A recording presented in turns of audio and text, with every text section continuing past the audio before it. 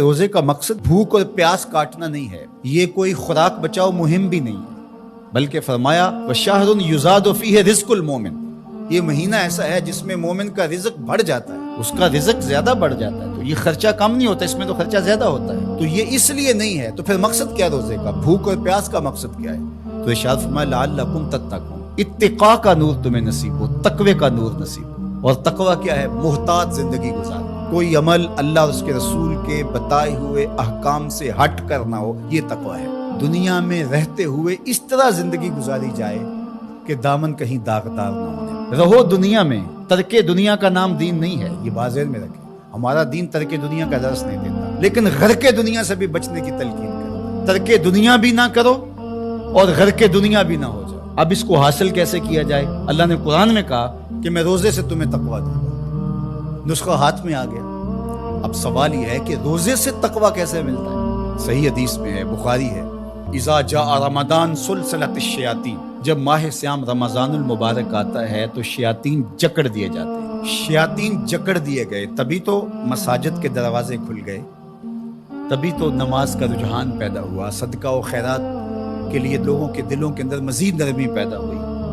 جو 5 نمازیں بھی نہیں پڑھتے تھے تراویح کے لیے بھی کھڑے نظر آتے ہیں۔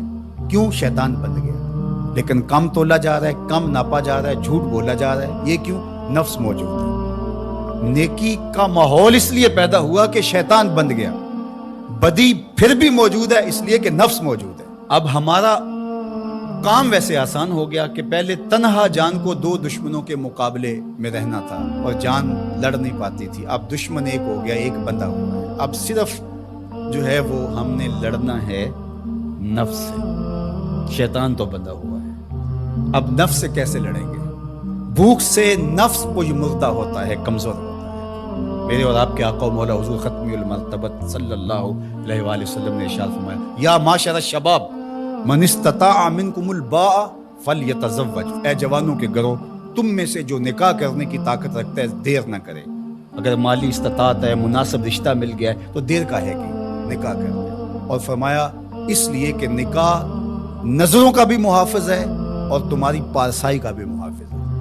فَإِن لَّمْ يَسْتَطِعْ، اور اگر طاقت نہیں ہے، کسی وجہ سے نکاح نہیں ہو پا رہا، فَعَلَيْكُمْ بِالصَّوْمِ، تو کثرت کے ساتھ روزے رکھو۔ فَإِنَّهُ لَهُ وِجَاء، اس لیے کہ روزے قاطع شہوات ہے، گناہوں سے بچانے کا بہترین ذریعہ ہے۔ تو بھوک نفس کی تہذیب کا بہترین ذریعہ ہے اور یہ روزے سے نصیب ہوتی ہے۔ دوسری چیز، ہر وقت بولتے جانا اور بولتے ہی رہنا۔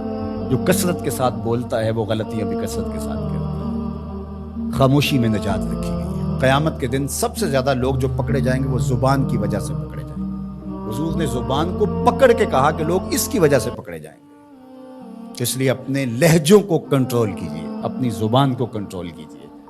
یہ تہذیب نفس کا بہترین ذریعہ ہے۔ اور تیسری بات، العافیت فی العزلہ، عافیت تو عزلت میں، تنہائی میں۔ لوگوں میں جانا، لوگوں سے میل ملاپ اور اختلاط جتنا زیادہ ہوگا اتنی زیادہ آزمائشیں ہوں گی۔ اس لیے جہاں تک ممکن ہو دینی ضرورت کے لیے آپ کو جانا پڑتا ہے، ضرور لوگوں سے ربط رکھیں، لیکن ربط پورا رکھیں، لیکن ربط بھی اچھے لوگوں کے ساتھ رکھیں۔ فرمایا تمہارا کھانا متقی کے علاوہ نہ کھائے کوئی، یعنی جس کی تم دعوت کرو وہ متقی ہو، پرہیزگار ہو۔ اچھے لوگوں کے ساتھ ربط رکھو، نیک لوگوں کی صحبت میں بیٹھو گے نیکی ملے گی، برے لوگوں کی صحبت کے ساتھ بیٹھو گے تو برائی ملے گی۔ تو آئیے میں اور آپ روزے کو اس کے آداب کی رعایت کے ساتھ رکھنے کا عزم کریں۔ فرمایا کہ من لم یدع قول الزور والعمل به فلیس للہ حاجۃ فی ان یدع طعامہ وشرابہ، جس نے جھوٹ اور جھوٹے امور ترک نہیں کیے، اس کے بھوکے اور پیاس سے رہنے کی اللہ کو کوئی ضرورت نہیں ہے۔ اس کی مرضی کیا ہے کہ روزہ تمہارے نفس کی تہذیب کا ضامن بن جائے، تمہارے باطن کی ستھرائی کا ذریعہ بن جائے۔ تو اس لیے یہ نہیں کہ ماہ سیام آیا اور چلا گیا، کسی کی زندگی میں 40 رمضان گزر گئے، کسی کی زندگی میں 50 رمضان المبارک گزر گئے، لیکن جہاں کھڑا تھا وہیں کھڑا رہا اور پورا مہینہ روزے رکھے، تراویح پڑھی، لیکن اندر کی طرف توجہ ہی نہ دی۔ رمضان کے بعد جہاں کھڑا تھا پھر وہیں کھڑا ہو گیا آ کے، تو فائدہ